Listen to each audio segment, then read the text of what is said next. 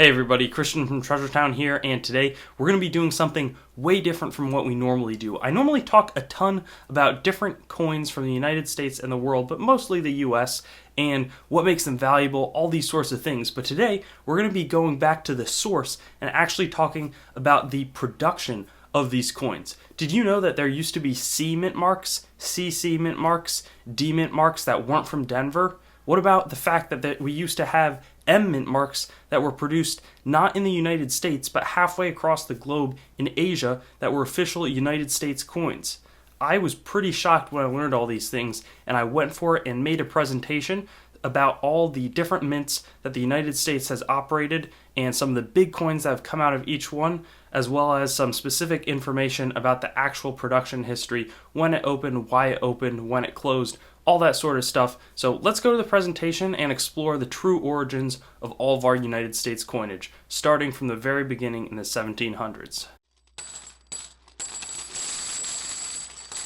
So first up we have the Philadelphia Mint, and I'm going to be doing this presentation in terms of when the mints actually opened. So this one obviously was the first one, and the building was started in 1792. And there would be coins made there throughout and continuing through to today. But fires destroyed a lot of those parts of the mint in 1816, and that would be kind of a common theme as we'll begin to see. And 1910, we see the first mint entirely destroyed, and now all we have is a plaque to commemorate it. In 1833, there was a second building that was constructed concurrently with the other one, and that was a lot better than the first mint in terms of being a lot more attractive as a building and had a lot more space to be making coins.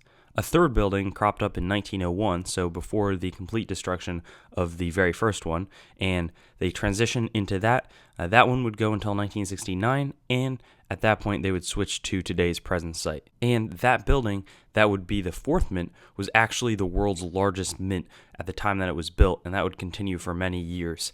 And at this point, it produces up to 1 million coins in about 30 minutes. In terms of the mint marks on those coins, it's P mint marks, but the precedent was not to include one on coins. The very first P mint marks were on the nickels from 1942 to 1945, the silver ones, and the next time they do it would be on the 1979 Susan B. Anthony dollar coins, and then after that, since 1980, all non-cent coins have the P mint mark, though as a commemorative thing, 2017 did have one. The reason that they didn't have the mint mark in general, though, was because mint marks only cropped up as a way to distinguish that a coin was made not at the main mint, but at this point, there are enough mints out there and enough coins being produced where there's a majority outside of Philadelphia that it makes sense for them to include a P mint mark. In terms of history, in 1858, 1893, and potentially in 1933, thieves actually hit the mint. The 1933 one, there were these $20 gold coins that were quite valuable that ended up all getting melted down, but there were about 11 that were released into, not into circulation, but made it and escaped the melting process, and 10 of them were seized by the government. There was an additional one that I believe was privately held for a bit, but that was viewed as thievery as they were never released. One mint officer more recently, named William Gray, stole error coins worth $2.4 million and stole them to a distributor. He didn't do that all at one point, but he would get these errors and kind of shave them slowly, and he was arrested for that in 2011. So that kind of wraps this one up. Obviously, there's some history behind it, but I'm excited about the next one, which is Charlotte, North Carolina, because it's not a mint that you think about too much, as it bears the C mint mark and was obviously only in place for a short amount of time. The first gold mine was established in North Carolina around that time, and miners needed to send their gold dust all the way over to Philadelphia to be coined, which was a really expensive, dangerous, and slow process. So there were a variety of mints that actually cropped up around this point, but there was a petition that went up to Congress to make a branch mint, and 3 years after their petition, legislation passed, allowed it to happen, and these coins were made. Now, all coins from Charlotte are very valuable because there are quite low quantities produced. These are not coins that were on the same scale, even remotely, as the Philadelphia ones. So the mintages were so small, these coins are really, really rare. Only 4 coins were made in 1854, so that one was a really good date to look out for. And the way that it ended is after North Carolina seceded from the Union, the Confederacy took over the mint. They would convert it to a hospital and military space, didn't really use it to mint too many coins. When it came back under Union control, it would become an assay office until 1867, and that one would operate until 1913. The next mint after that was Dahlonega, Georgia, which is, in my opinion, like the most unheard of mint. I think I'd heard of Charlotte before I heard of Dahlonega, but this one was also established by that Mint Act of 1835, and the Georgia Mint was the least specific. So the other ones, it was Charlotte was designated to be exactly in that spot, as was the one in New Orleans, but this one was just said it had to be in the general area of Dahlonega. This mint was only made to coin gold, so it was not something that was striking silver coins, and it actually only did on the low denominations, so $1 coins, $2.5 coins, $3 coins, and $5 coins.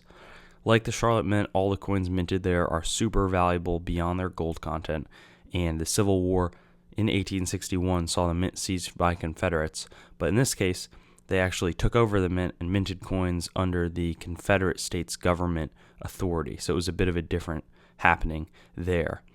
In terms of what the Union did with it, they decided not to reopen it, though they considered it, and used it to found North Georgia College in 1873. So definitely a different ending than that Charlotte one, but still a cool one. I guess the education is definitely good to have.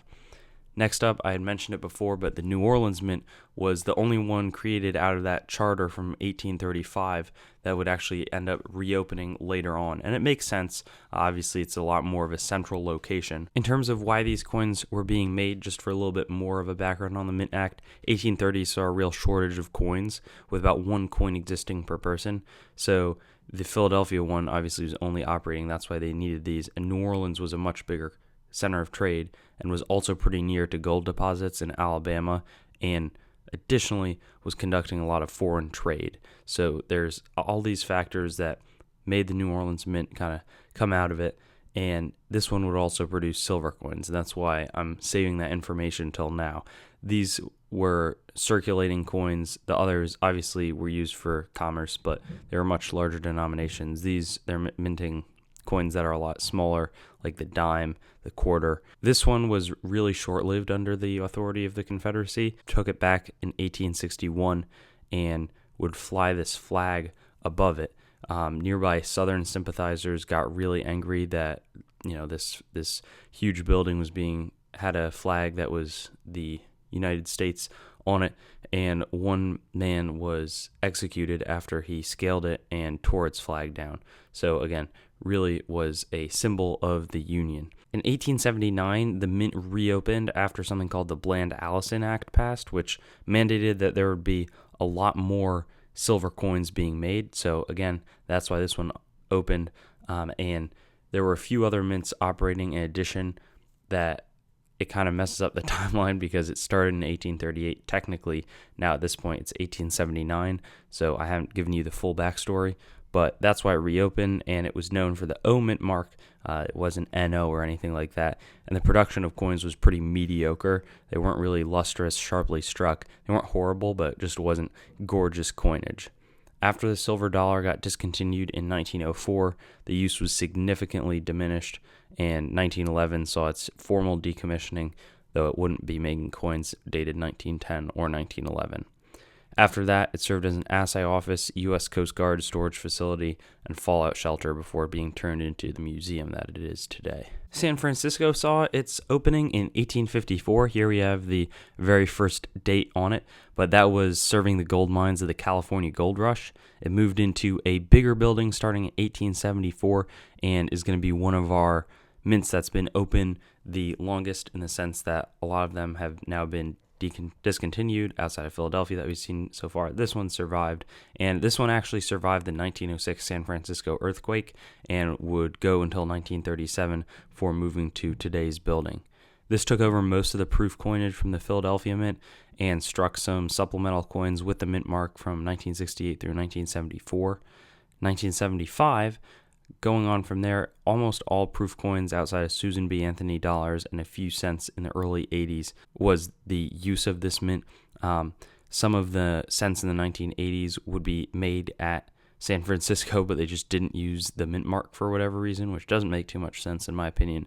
But now they do issue a few non-proof coins with S mint marks that are marketed right to collectors. Often those are silver coins, or there's just random ideas to incorporate it, but a lot of those are going to be silver collector-only coins, and they're involved in a lot of commemoratives and all of the no S coins that are modern rarities, which are proof coins with no S. That's always a challenging concept for some of the newer collectors to wrap their heads around.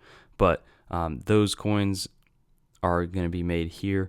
And then there are a lot of older, rarer coins that are made at the San Francisco Mint because the mintages were generally well below the main mint in Philadelphia. After that, we get to our next one, Denver, Colorado, which opened in 1906 and began as an assay office in 1863, which is kind of the reverse trajectory. It wouldn't produce for about 40 years.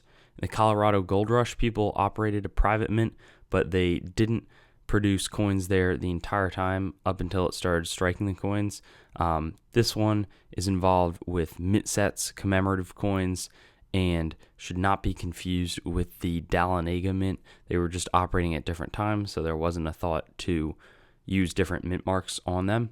It's the single largest producer of coins in the world currently, which you don't think about because it isn't the Philadelphia Mint. They're really churning out tons of coins at the moment. And some of the big errors here, there was 2004 at the Denver Mint, there was this Wisconsin Extra Leaf, which used to be more expensive, has kind of declined recently.